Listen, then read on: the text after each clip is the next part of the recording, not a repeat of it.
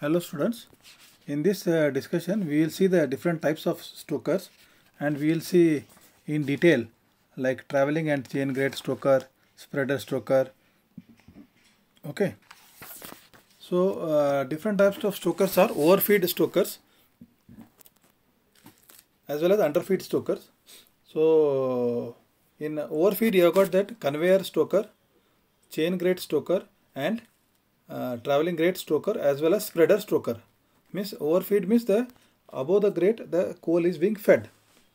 Okay, and then you have got underfeed stokers where means the coal is fed from the bottom along with the air, and here the underfeed stokers are like single retort stoker as well as multi retort stoker and chain and traveling grade stoker.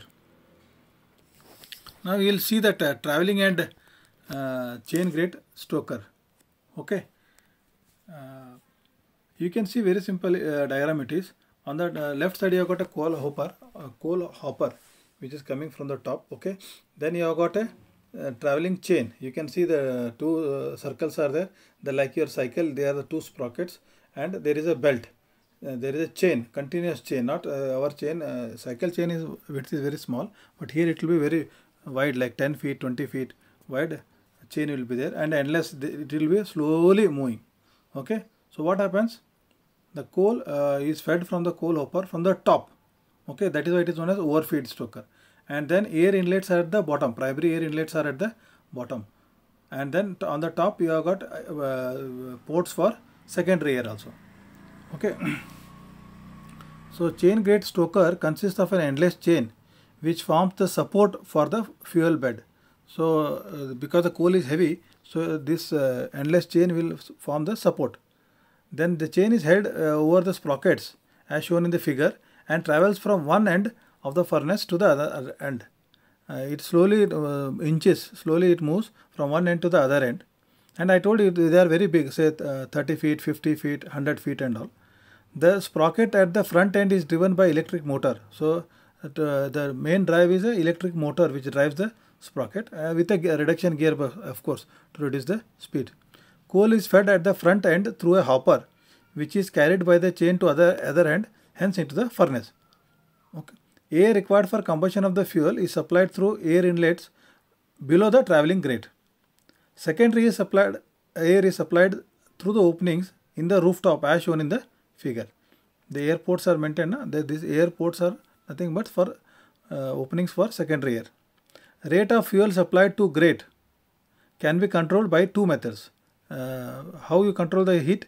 First is to control the depth of the coal bed. So coal bed will have depth. Say coal may have you have a 6 inch, 8 inch, 10, 1 feet coal bed. So you can control the depth of the coal bed on the grate by controlling the feed, hopper feed. Okay. In the second method, speed of the chain grate can be adjusted. So if you can increase the speed, then as well as you can reduce the speed to adjust the boiler operating requirements. So this chain grade stokers are widely used for burning non-caking, free burning, volatile and high ash content coals. So chain grade stokers, as you have seen, are widely used for burning non-caking, free burning, volatile and high ash content stools. So what are the advantages of chain grade stoker? It is simple in construction and operation. It is initial and maintenance cost are very low. I think I have seen this chain grade stoker in this sugar industry, sugar plants. Na? They have got around 20-30 megawatt cogeneration plant also. So there in the sugar plant, they have got a boiler, and that I have seen in the sugar plant. I have seen this chain grade stoker in Chikodi. Okay, because they are using lumped coal. They don't use pulverized coal. They are using coal lumps only. So its initial cost and maintenance cost are very low. It doesn't have ash cleaning problems because that chain will have holes in that. Okay. Then combustion control is simple. As I said, it is control. Either you increase or decrease the chain speed, or air supply also you can increase, decrease, or the coal hopper that you can control. And the combustion efficiency is very high. But the disadvantages are It is only used for small capacity plants. Just now I told you, I seen it in a sugar plant, because sugar plants are hardly 20-30 megawatt cogeneration plant they have got.